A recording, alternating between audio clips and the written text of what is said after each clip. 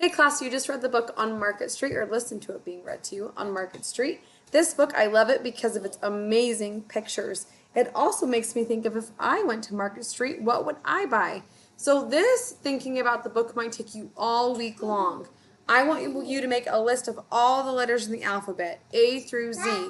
And I want you to think with your family what things you could buy with each letter. In class, we're going to make an alphabet book where we illustrate it with what we're going to buy. But at your house, you can decide whether you want to make an alphabet book or whether you just want to make a big long list.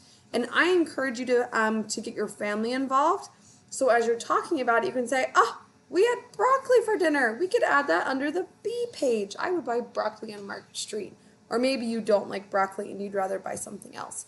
So I am really looking forward to the conversations that you're going to have with your family as you brainstorm different things that you would buy on Market Street to start with each letter of the alphabet. Have a great week.